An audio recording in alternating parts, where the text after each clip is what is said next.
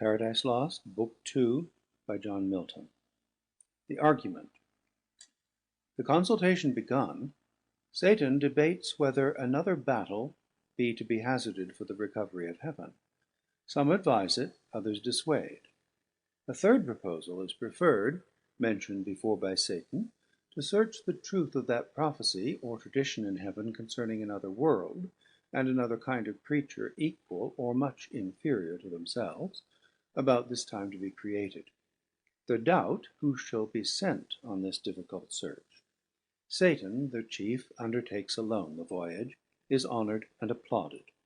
The council thus ended, the rest betake them several ways, and to several employments, as their inclinations lead them, to entertain the time till Satan return.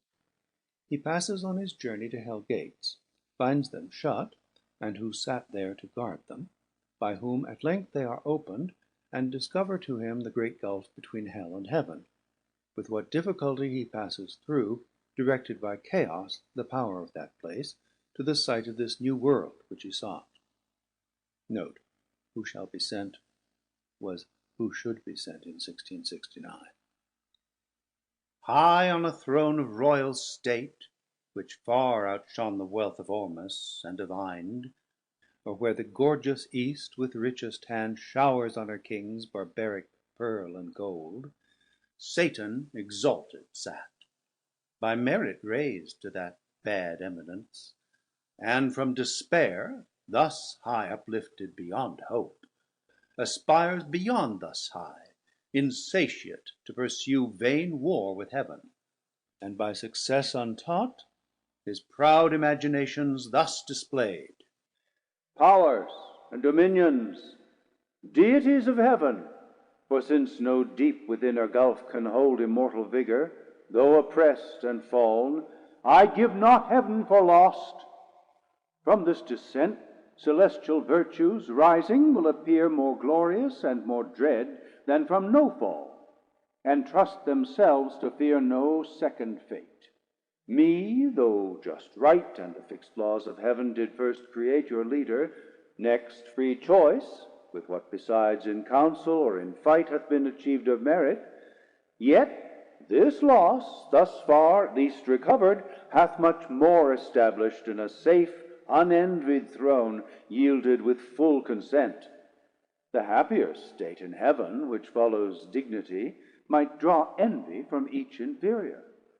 But who here will envy, whom the highest place exposes foremost to stand against the thunderer's aim, your bulwark, and condemns to greatest share of endless pain? Where there is then no good for which to strive, no strife can grow up there from faction. For none sure will claim in hell precedence, none whose portion is so small of present pain that with ambitious mind will covet more. With this advantage then to union and firm faith and firm accord, more than can be in heaven, we now return to claim our just inheritance of old, surer to prosper than prosperity could have assured us. And by what best way, whether of open war or covered guile, we now debate. Who can advise may speak.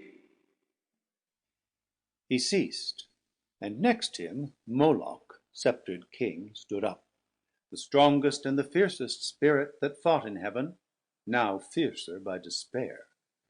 His trust was with th' Eternal to be deemed equal in strength, and rather than be less, cared not to be at all. With that care lost went all his fear, of God or hell or worse he recked not, and these words thereafter spake. My sentence is for open war. Of wiles more unexpert I boast not. Them let those contrive who need, or when they need, not now. For while they sit contriving, shall the rest, millions that stand in arms and longing wait the signal to ascend, sit lingering here, heaven's fugitives, and for their dwelling place accept this dark, opprobrious den of shame, the prison of his tyranny who reigns by our delay? No, let us rather choose, armed with hell flames and fury, all at once o'er heaven's high towers to force resistless way, turning our tortures into horrid arms against the torturer. When to meet the noise of his almighty engine, he shall hear infernal thunder, and for lightning see black fire and horror shot with equal rage among his angels, and his throne itself mixed with Tartarian sulphur and strange fire, his own invented torments. But perhaps the way seems difficult and steep to scale with upright wing against a higher foe. Let such bethink them, if the sleepy drench of that forgetful lake benumb not still, that in our proper motion we ascend up to our native seat. Descent and fall to us is adverse. Who but felt of late, when the fierce foe hung on our broken rear insulting, and pursued us through the deep, with what compulsion and laborious flight we sunk thus low? The scent is easy then, the vent is feared. Should we again provoke our stronger, some worse way his wrath may find to our destruction.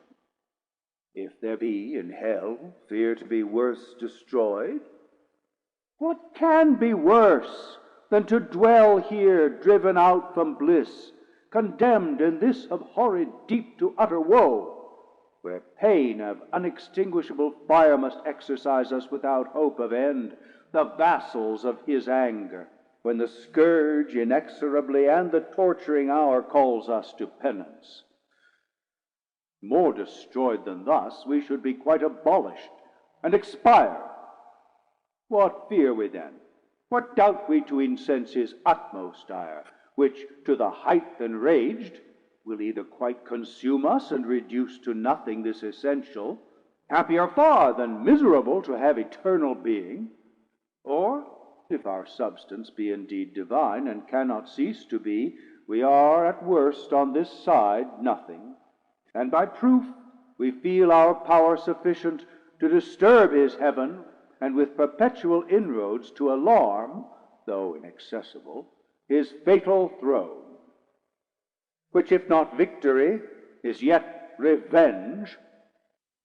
He ended frowning, and his look denounced desperate revenge, and battle dangerous to less than gods. On th' other side uprose Belial, in act more graceful and humane. A fairer person lost not heaven. He seem'd for dignity composed and high exploit, but all was false and hollow.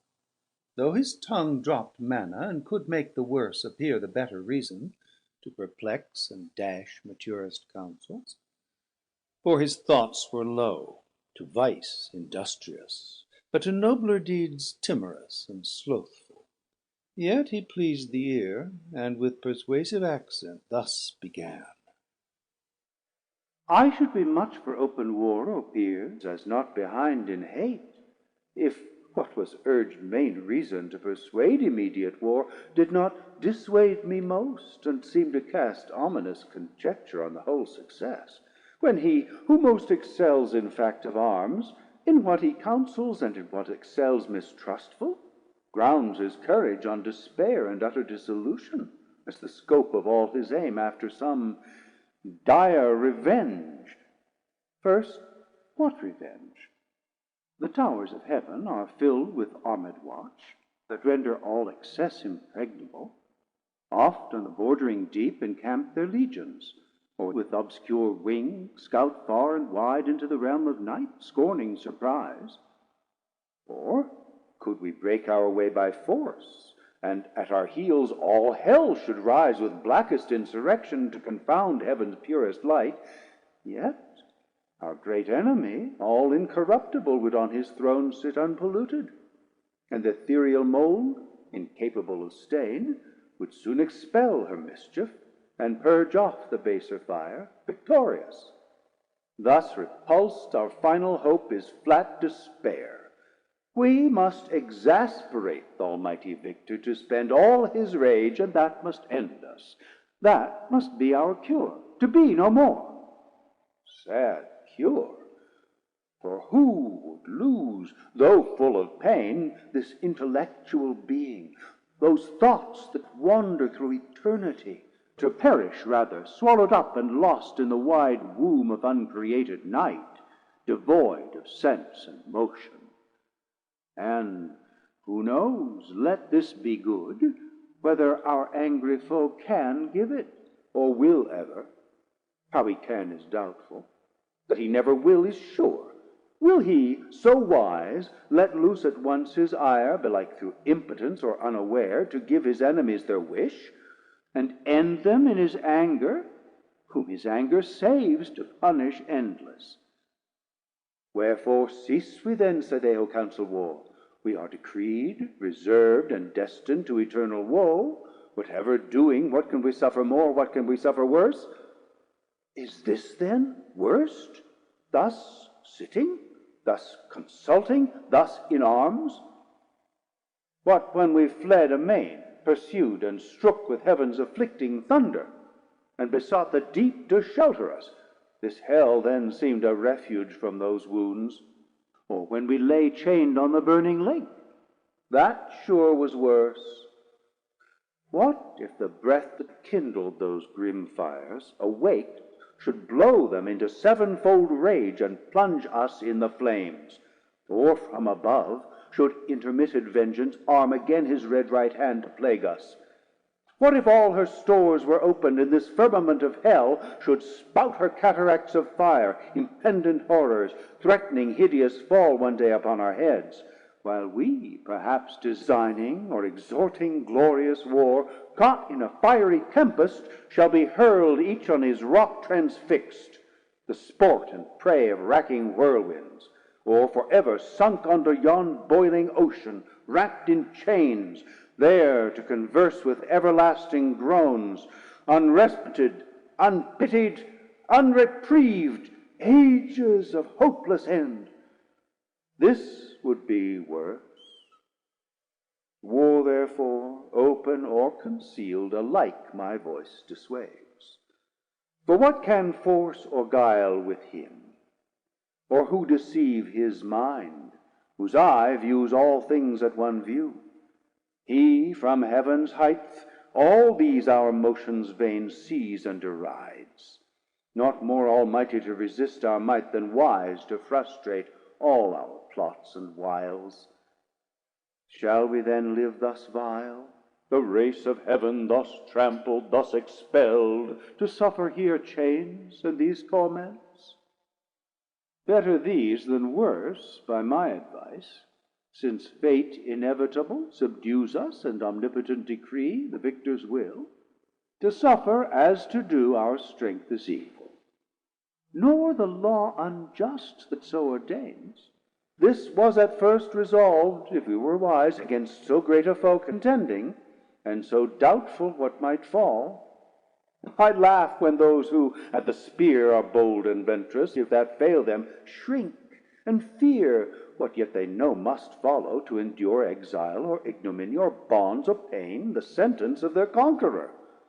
This is now our doom, which if we can sustain and bear, our supreme foe in time may much remit his anger, and perhaps, thus far removed, not mind us, not offending, satisfied with what is punished, whence these raging fires will slacken, if his breath stir not their flames. Our purer essence then will overcome their noxious vapor, or inured not feel, or changed at length, and to the place conformed in temper and in nature, will receive familiar the fierce heat, and void of pain. This horror will grow mild, this darkness light. Besides, what hope the never-ending flight of future days may bring? What chance, what change worth waiting, since our present lot appears for happy, though but ill, for ill not worst, if we procure not to ourselves more woe. Thus Belial, with words clothed in reason's garb, counselled ignoble ease and peaceful sloth, not peace. And after him thus Mammon spake: either to disenthrone the King of heaven we wore, if war be best, or to regain our own right lost. Him to unthrone we then may hope, when everlasting fate shall yield to fickle chance, and chaos judge the strife. The former vain to hope argues as vain the latter. For what place can be for us within heaven's bound, unless heaven's Lord supreme we overpower? Suppose he should relent and publish grace to all, on promise made of new subjection. With what eyes could we stand in his presence humble, and receive strict laws imposed, to celebrate his throne with warbled hymns, and to his Godhead sing forced hallelujahs, while he lordly sits, our envied sovereign, and his altar breathes ambrosial odors and ambrosial flowers, our servile offerings? This must be our task in heaven, this our delight. How wearisome eternity so spent in worship paid to whom we hate! Let us not then pursue by force impossible, by leave obtained unacceptable, though in heaven, our state of splendid vassalage, but rather seek our own good from ourselves, and from our own live to ourselves, though in this vast recess, free, and to none accountable, preferring hard liberty before the easy yoke of servile pomp. Our greatness will appear then most conspicuous, when great things of small, useful of hurtful, prosperous of adverse we can create, and in what place soe'er thrive under evil, and work ease out of pain, through labor and endurance. This deep world of darkness do we dread?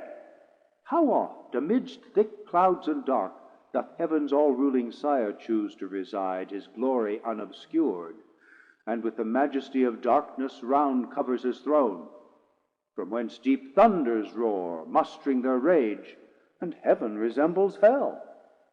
As he our darkness, cannot we his light imitate when we please?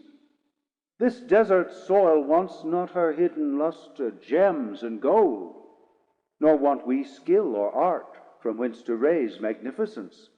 And what can heaven show more?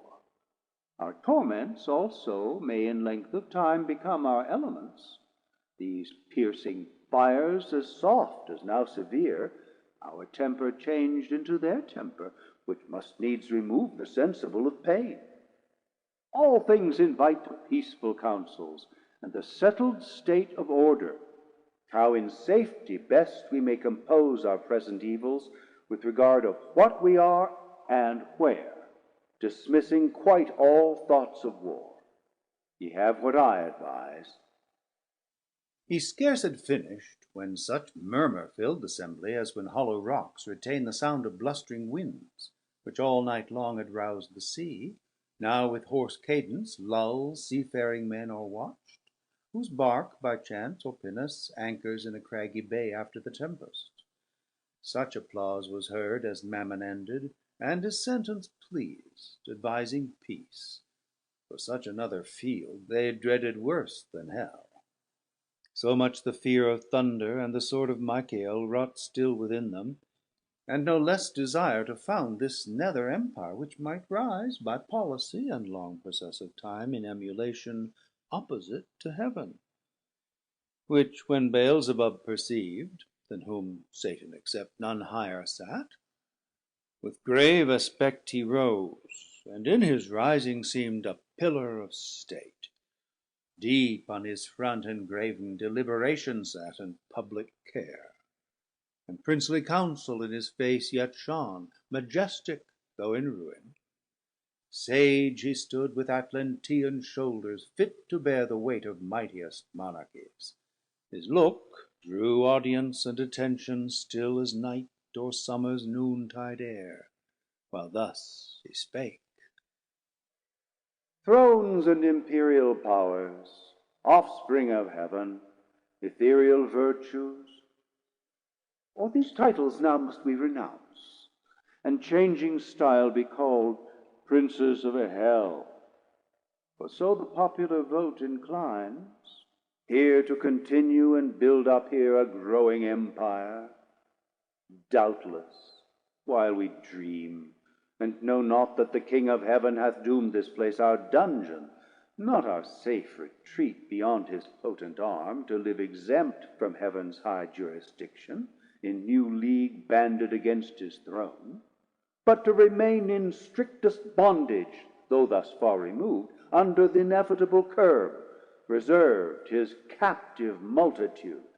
For he, be sure, in height or depth, still first and last will reign sole king, and of his kingdom lose no part by our revolt, but over hell extend his empire, and with iron scepter rule us here, as with his golden those in heaven. What sit we then projecting peace and war? War hath determined us, and foiled with loss irreparable. Terms of peace yet none vouchsafed or sought. For what peace will be given to us, enslaved, but custody severe, and stripes and arbitrary punishment inflicted? And what peace can we return but to our power hostility and hate, untamed reluctance, and revenge, though slow, yet ever plotting how the conqueror least may reap his conquest, and may least rejoice in doing what we most in suffering feel? Nor will occasion want, nor shall we need with dangerous expedition to invade heaven, whose high walls fear no assault or siege, or ambush from the deep. What if we find some easier enterprise? There is a place, if ancient and prophetic fame in heaven err not, another world, the happy seat of some new race called man, about this time to be created, like to us, though less in power and excellence, but favored more of him who rules above. So was his will pronounced among the gods, and by an oath that shook heaven's whole circumference confirmed. Thither let us bend all our thoughts to learn what creatures there inhabit, of what mold or substance, how endued, and what their power, and where their weakness, how attempted best by force or subtlety. Though heaven be shut, and heaven's high arbitrator sit secure in his own strength, this place may lie exposed, the utmost border of his kingdom left to their defense who hold it. Here, perhaps, some advantageous act may be achieved by sudden onset, either with hell fire to waste his whole creation, or possess all as our own, and drive, as we were driven, the puny habitants, or if not drive, seduce them to our party, that their God may prove their foe, and with repenting hand abolish his own works. This would surpass common revenge, and interrupt his joy in our confusion, and our joy upraise in his disturbance, when his darling sons, hurled headlong to partake with us, shall curse their frail originals and faded bliss, faded so soon. Advise if this be worth attempting, or to sit in darkness here, hatching vain empires. Thus Beelzebub pleaded his devilish counsel, first devised by Satan, and in part proposed. For whence but from the author of all ill could spring so deep a malice, to confound the race of mankind in one root, and earth with hell to mingle and involve, done all to spite the great Creator? But their spite still serves his glory to augment. The bold design pleased highly those infernal states, and joy sparkled in all their eyes. With full assent they vote, whereat his speech he thus renews. Well have ye judged, well ended long debate, synod of gods, and like to what ye are, great things resolved, which from the lowest to deep will once more lift us up, in spite of fate, nearer our ancient seat. perhaps in view of those bright confines, whence with neighboring arms and opportune excursion we may chance re-enter heaven, or else in some mild zone dwell not unvisited of heaven's fair light, secure, and at the brightening orient beam purge off this gloom, the soft delicious air to heal the scar of these corrosive fires shall breathe her balm. But first, whom shall we send in search of this new world? Whom shall we find sufficient? Who shall tempt with wandering feet the dark, unbottomed, infinite abyss, and through the palpable obscure find out his uncouth way, or spread his airy flight, upborne with indefatigable wings over the vast abrupt, ere he arrive the happy isle? What strength, what art can then suffice, or what evasion bear him safe through the strict centuries and stations thick of angels watching round? Here he had need all circumspection, and we now no less choice in our suffrage, for on whom we send the weight of all, and our last hope relies. This said, he sat, and expectation held his look suspense, awaiting who appeared to second, or oppose, or undertake the perilous attempt. But all sat mute, pondering the danger with deep thoughts, and each in other's countenance read his own dismay, astonished.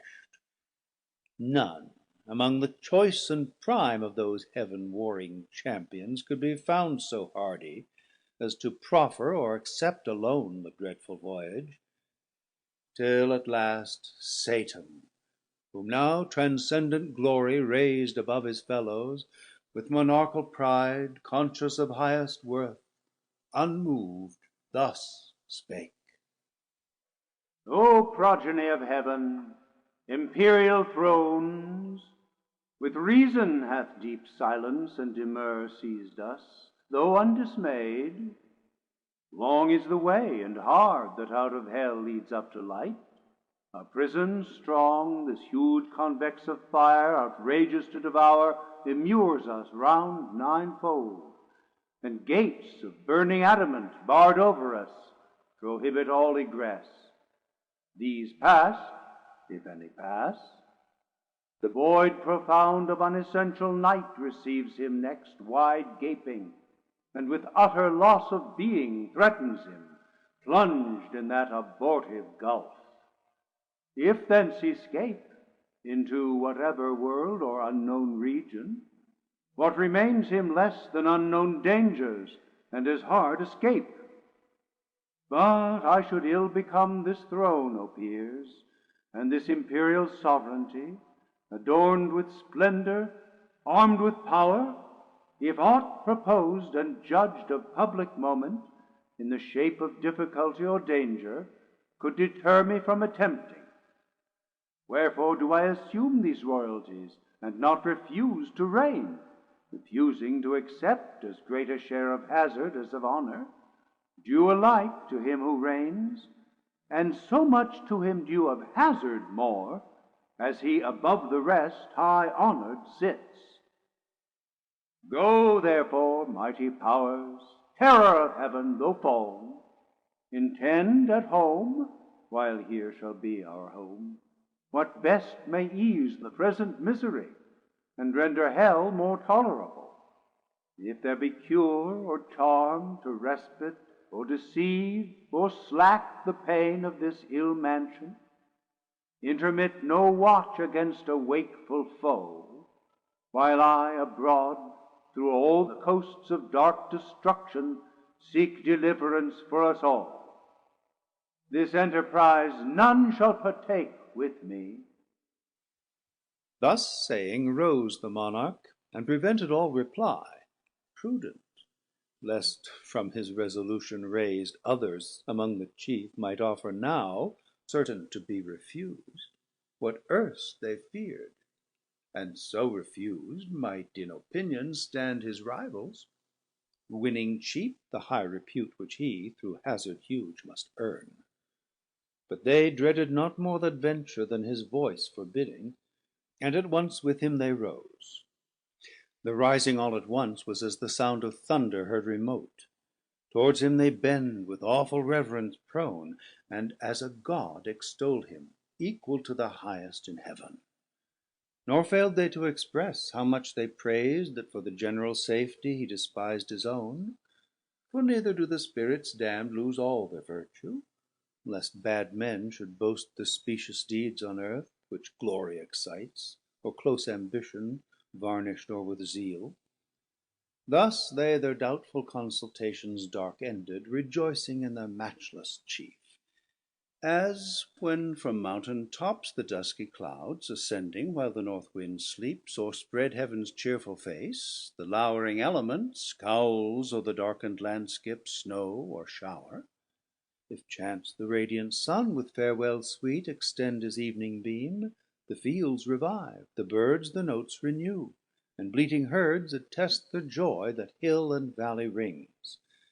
O shame to men! Devil with devil damn'd firm concord holds. Men only disagree of creatures rational, though under hope of heavenly grace, and God proclaiming peace, yet live in hatred, enmity, and strife among themselves, and levy cruel wars, wasting the earth, each other to destroy, as if, which might induce us to accord, man had not hellish foes enow besides, that day and night for his destruction wait.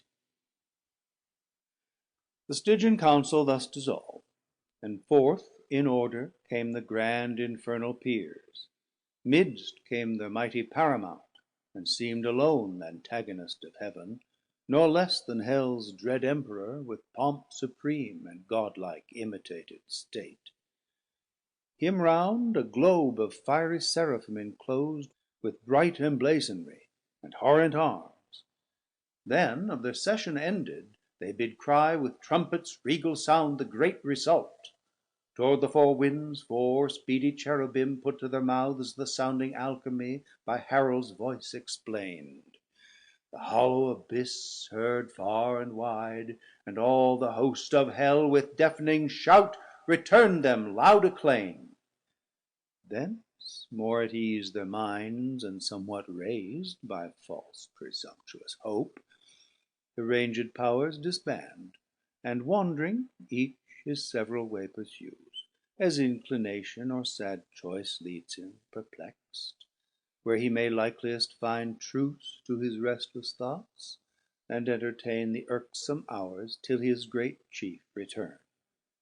Part on the plain, or in the air sublime upon the wing, or in swift race contend, as at the Olympian Games or Pythian fields. Part curb their fiery steeds, or shun the goal with rapid wheels, or fronted Brigads form.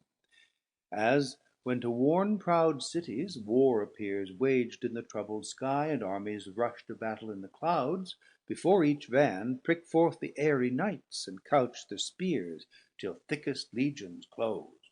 With feats of arms from either end of heaven the welkin burns. Others with vast Typhoean rage more fell, rend up both rocks and hills, and ride the air in whirlwind. Hell scarce holds the wild uproar, as when Alcides, from Oealia crown'd with conquest, felt th' envenom'd robe, and tore through pain up by the roots Thessalian pines, and Lycus from the top of Oeta threw into the Euboic Sea. Others more mild, retreated in a silent valley, sing with notes angelical to many a harp their own heroic deeds, and hapless fall by doom of battle, and complain that fate free virtue should enthrall to force or chance. Their song was partial, but the harmony, what could it less when spirits immortal sing, suspended Hell, and took with ravishment the thronging audience. In discourse more sweet, for eloquence the soul, song charms the sense, others apart sat on a hill retired, in thoughts more elevate, and reason'd high of Providence, foreknowledge, will, and fate. Fixt fate, free will, foreknowledge absolute, and found no end. in wandering mazes lost. Of good and evil much they argued then, of happiness and final misery, passion and apathy, and glory and shame, vain wisdom all, and false philosophy. Yet with a pleasing sorcery could charm pain for a while, or anguish, and excite fallacious hope, or arm th' obdurate breast with stubborn patience, as with triple steel. Another part in squadrons and gross bands, on bold adventure to discover wide that dismal world, if any clime perhaps might yield them easier habitation, bend 4 ways their flying march, along the banks of 4 infernal rivers, that disgorge into the burning lake their baleful streams. Of horrid Styx the flood of deadly hate, sad Acheron of sorrow, black and deep, Cocytus, nam'd of lamentation loud heard on the rueful stream, fierce Phlegethon, whose waves of torrent fire inflame with rage. Far off from these a slow and silent stream, Lethe, the river of oblivion, rolls her watery labyrinth, whereof who drinks, forthwith his former state and being forgets both joy and grief, pleasure and pain. Beyond this flood a frozen continent lies dark and wild, beat with perpetual storms of whirlwind and dire hail, which on firm land thaws not, but gathers heap, and ruin seems of ancient pile. All else deep snow and ice, a gulf profound as that Serbonian bog betwixt Damiata and Mount Cassius old, where armies whole have sunk. The parching air burns frore, and cold performs the effect of fire. Thither by harpy-footed Furies hail'd, at certain revolutions all the damn'd are brought, and feel by turns the bitter change of fierce extremes, extremes by change more fierce, from beds of raging fire to starve in ice their soft ethereal warmth, and there to pine immovable in fixed and frozen round periods of time, thence hurried back to fire.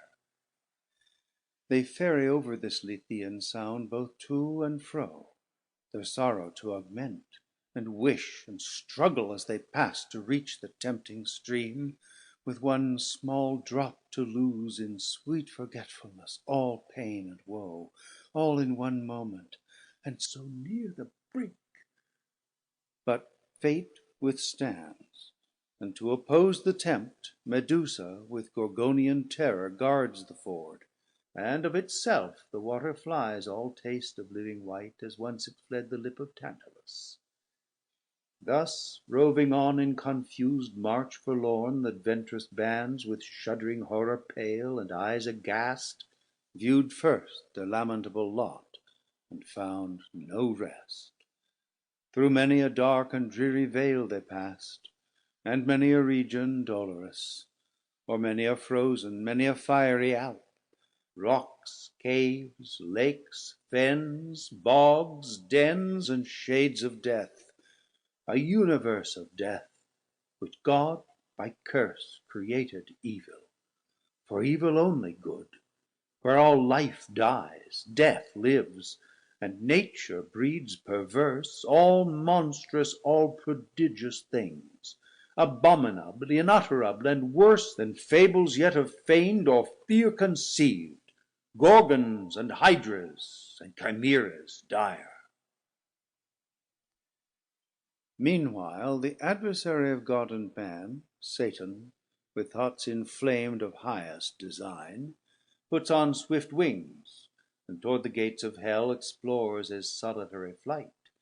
Sometimes he scours the right hand coast, sometimes the left, now shaves with level wing the deep, then soars up to the fiery concave towering high, as when far off at sea a fleet descried hangs in the clouds, by equinoctial winds close sailing from Bengala, or the Isles of Ternate and Dore, whence merchants bring their spicy drugs. They on the trading flood, through the wide Ethiopian to the Cape, ply stemming nightly toward the pole. So seemed far off the flying fiend. At last the pier held bounds, high reaching to the horrid roof, and thrice threefold the gates. 3 folds were brass, 3 iron, 3 of adamantine rock, impenetrable, impaled with circling fire, yet unconsumed. Before the gates there sat on either side a formidable shape. The one seemed woman to the waist, and fair, but ended foul in many a scaly fold, voluminous and vast. A serpent armed with mortal sting. About her middle round a cry of hellhounds, never ceasing, barked with wide Cerberian mouths full loud, and rung a hideous peal. Yet when they list, would creep, if aught disturbed their noise, into her womb, and kennel there. Yet there still barked and howled within unseen. Far less abhorr'd than these vexed Scylla, bathing in the sea that parts Calabria from the hoarse Trinacrian shore. Nor uglier follow the night hag, when called in secret, riding through the air she comes, lured with the smell of infant blood, to dance with the Lapland witches, while the labouring moon eclipses at their charms. The other shape, if shape it might be called that shape had none distinguishable in member, joint, or limb, or substance might be called that shadow seemed, for each seemed either. Black it stood as night, fierce as 10 furies, terrible as hell, and shook a dreadful dart. What seemed his head the likeness of a kingly crown had on. Satan was now at hand, and from his seat the monster moving onward came as fast, with horrid strides. Hell trembled as he strode. Th' undaunted fiend what this might be admired, not feared. God and his Son except, created thing Not valued he, nor shunn'd, and with disdainful look thus first began. Whence and what art thou, execrable shape, that darest, though grim and terrible, advance thy miscreated front athwart my way to yonder gates? Through them I mean to pass, that be assured, without leave asked of thee. Retire, or taste thy folly, and learn by proof, hell-born, not to contend with spirits of heaven. To whom the Goblin, full of wrath, replied, Art thou that traitor angel? Art thou he who first broke peace in heaven, and faith till then unbroken, and in proud rebellious arms drew after him the 3rd part of heaven's sons, conjured against the highest? For which both thou and they, outcast from God, are here condemned to waste eternal days in woe and pain? And reckon'st thou thyself with spirits of heaven, hell doomed, and breathest defiance here and scorn, where I reign king, and to enrage thee more, thy king and Lord? Back to thy punishment, false fugitive, and to thy speed add wings, lest with the whip of scorpions I pursue thy lingering, and with one stroke of this dart strange horror seize thee, and pangs unfelt before. So spake the grisly terror, and in shape, so speaking and so threatening, grew 10-fold more dreadful and deform. On th' other side, incensed with indignation, Satan stood unterrified, and like a comet burn'd, that fires the length of Ophiuchus huge in th' Arctic sky, and from his horrid hair shakes pestilence and war. Each at the head levelled his deadly aim, their fatal hands no second stroke intend, and such a frown each cast at th' other, as when 2 black clouds, with heavens artillery fraught, come rattling on over the Caspian, then stand front to front, hovering a space, till winds the signal blow to join their dark encounter in mid air. So frown'd the mighty combatants, that hell grew darker at their frown, so matched they stood. For never but once more was either like to meet so great a foe. And now great deeds had been achieved, whereof all hell had rung, had not the snaky sorceress, that sat fast by hell gate, and kept the fatal key, risen, and with hideous outcry rush'd between. O Father, what intends thy hand, she cried, against thy only Son? What fury, O Son, possesses thee to bend that mortal dart against thy Father's head? And know'st for whom? For him who sits above and laughs the while at thee, ordained his drudge, to execute whate'er his wrath, which he calls justice, bids, his wrath which one day will destroy ye both. She spake, and at her words the hellish pest forbore. Then these to her Satan return'd. So strange thy outcry, and thy words so strange thou interposest, that my sudden hand, prevented, spares to tell thee yet by deeds what it intends, till first I know of thee what thing thou art, thus double formed, and why in this infernal vale first met thou call'st me Father, and that phantasm call'st my Son. I know thee not, nor ever saw till now sight more detestable than him and thee. To whom the portress of hell gate replied, Hast thou forgot me then? And do I seem now in thine eyes so foul, once deemed so fair in heaven, when at the assembly, and in sight of all the seraphim, with thee combined in bold conspiracy against heaven's King, all on a sudden miserable pain surprised thee, dim thine eyes, and dizzy swum in darkness, while thy head flames thick and fast threw forth, till on the left side opening wide, likest to thee in shape and countenance bright, then shining heavenly fair, a goddess armed, out of thy head I sprung. Amazement seized all the host of heaven. Back they recoiled, afraid at first, and called me Sin, and for a sign portentous held me. But familiar grown, I pleased, and with attractive graces won the most averse. Thee chiefly, who full oft thyself in me, thy perfect image viewing, becamest enamored, and such joy thou took'st with me in secret, that my womb conceived a growing burden. Meanwhile war arose, and fields were fought in heaven, wherein remained, for what could else, to our almighty foe clear victory, to our part loss and rout through all the Empyrean. Down they fell, driven headlong from the pitch of heaven, down into this deep.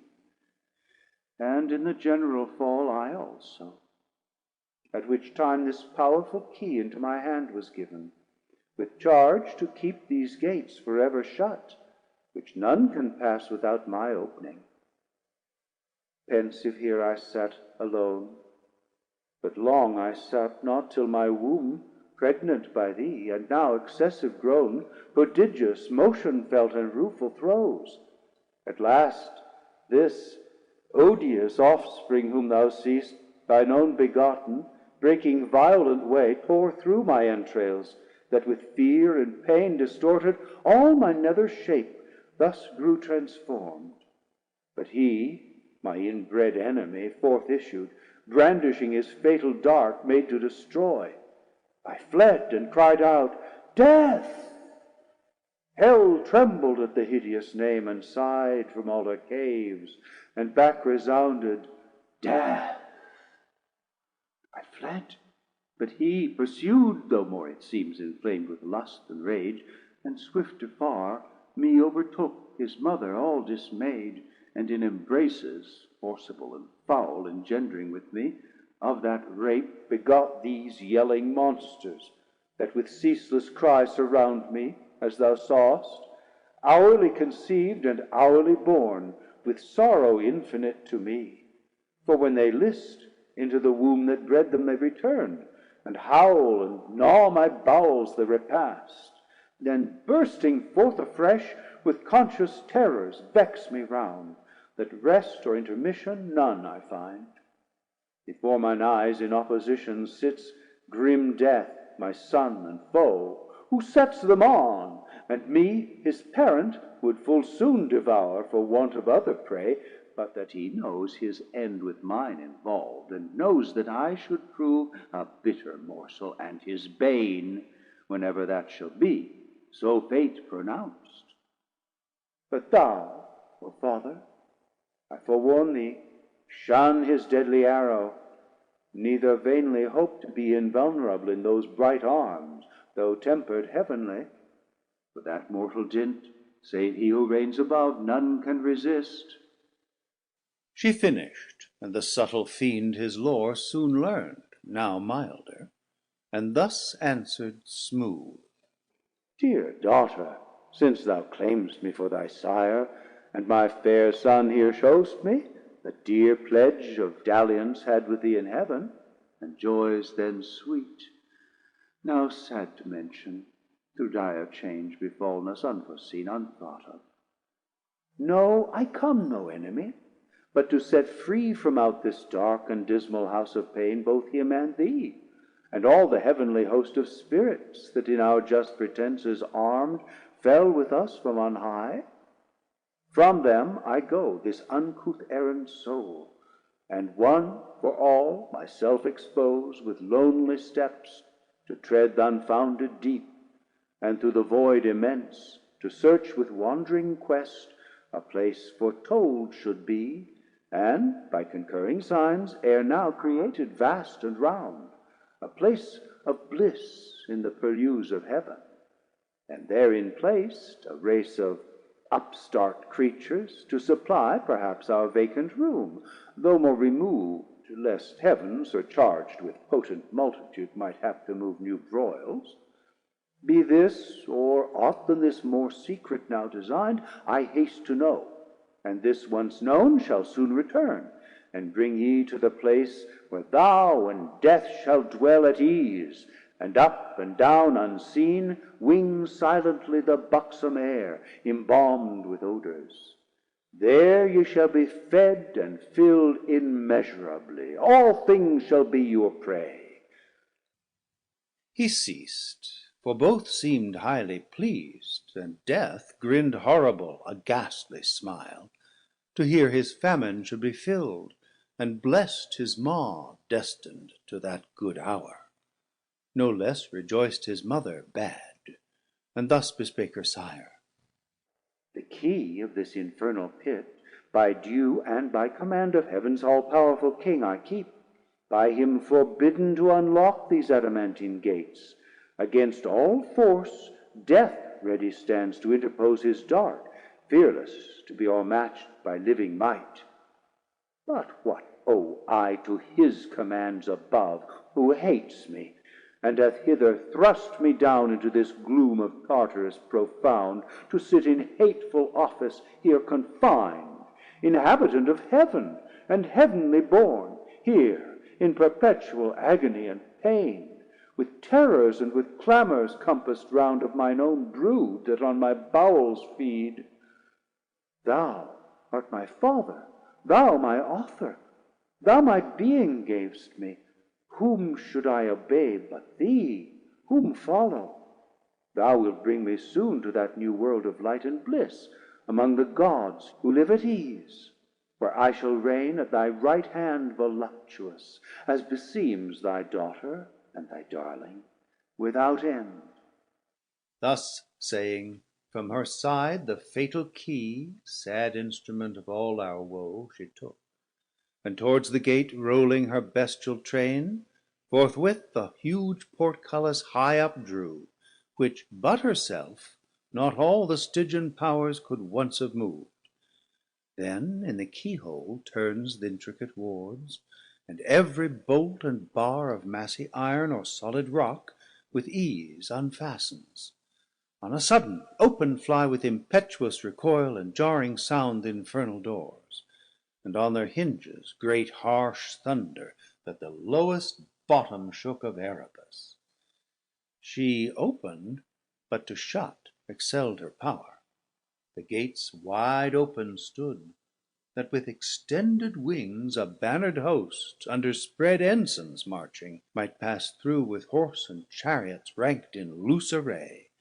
So wide they stood, and like a furnace mouth cast forth redounding smoke and ruddy flame. Before their eyes in sudden view appear the secrets of the hoary deep, a dark illimitable ocean, without bound, without dimension, where length, breadth, and height, and time and place are lost, where eldest night and chaos, ancestors of nature, hold eternal anarchy amidst the noise of endless wars, and by confusion stand. For hot, cold, moist, and dry, 4 champions fierce strive here for mastery, and to battle bring their embryon atoms. They around the flag of each his faction, in their several clans, light armed or heavy, sharp, smooth, swift, or slow, swarm populous, unnumbered as the sands of Barca or Cyrene's torrid soil, levied to side with warring winds, and poise their lighter wings. To whom these most adhere, he rules a moment. Chaos umpire sits, and by decision more embroils the fray by which he reigns. Next him, high arbiter, chance governs all. Into this wild abyss, the womb of nature, and perhaps her grave, of neither sea, nor shore, nor air, nor fire, but all these in their pregnant causes mixed confusedly, and which thus must ever fight, unless th' Almighty Maker them ordain his dark materials to create more worlds. Into this wild abyss the wary fiend stood on the brink of hell, and looked a while, pondering his voyage. For no narrow frith he had to cross, nor was his ear less pealed with noises loud and ruinous, to compare great things with small, than when Bellona storms, with all her battering engines bent to raise some capital city, or less than if this frame of heaven were falling, and these elements in mutiny had from her axle torn the steadfast earth. At last his sail broad vans he spreads for flight, and in the surging smoke uplifted spurns the ground. Thence many a league, as in a cloudy chair ascending, rides audacious, but that seat soon failing, meets a vast vacuity. All unawares, fluttering his pennons vain, plumb down he drops 10,000 fathom deep, and to this hour down had been falling, had not by ill chance the strong rebuff of some tumultuous cloud, instinct with fire and nitre, hurried him as many miles aloft. That fury stayed, quenched in a boggy Syrtis, neither sea nor good dry land, nigh foundered on he fares, treading the crude consistence, half on foot, half flying, behooves him now both oar and sail, as when a griffin through the wilderness with winged course, or hill or moory dale, pursues the Arimaspian, who by stealth had from his wakeful custody purloined the guarded gold. So eagerly the fiend, or bog, or steep, through strait, rough, dense, or rare, with head, hands, wings, or feet, pursues his way, and swims, or sinks, or wades, or creeps, or flies. At length a universal hubbub wild of stunning sounds and voices, all confused, borne through the hollow dark, assaults his ear with loudest vehemence. Thither he plies, undaunted to meet there whatever power or spirit of the nethermost abyss might in that noise reside, of whom to ask which way the nearest coast of darkness lies, bordering on light. But straight behold the throne of chaos, and his dark pavilion spread wide on the wasteful deep. With him enthroned sat sable vested Night, eldest of things, the consort of his reign. And by them stood Orcus and Hades, and the dreaded name of Demogorgon. Rumor next, and chance, and tumult, and confusion, all embroiled, and discord with 1,000 various mouths. To whom Satan turning boldly thus: Ye powers and spirits of this nethermost abyss, chaos and ancient night, I come no spy, with purpose to explore or to disturb the secrets of your realm, but by constraint wandering this darksome desert, as my way lies through your spacious empire up to light, alone and without guide, half lost, I seek what readiest path leads where your gloomy bounds confine with heaven.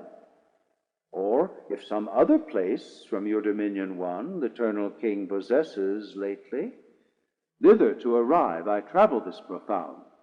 Direct my course.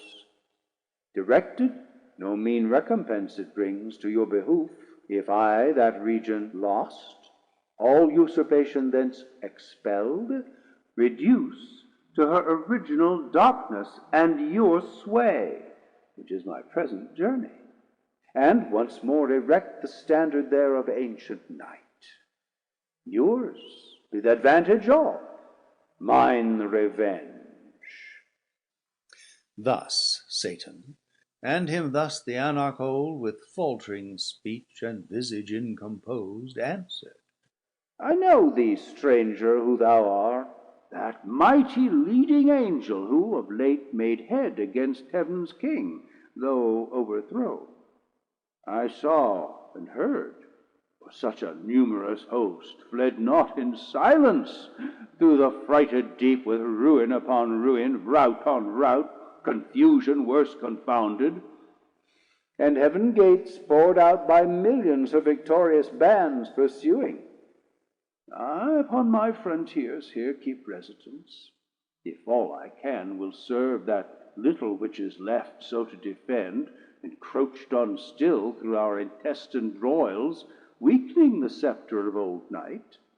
First hell, your dungeon, stretching far and wide beneath, now lately heaven and earth, another world hung o'er my realm, linked in a golden chain to that side heaven from whence your legions fell.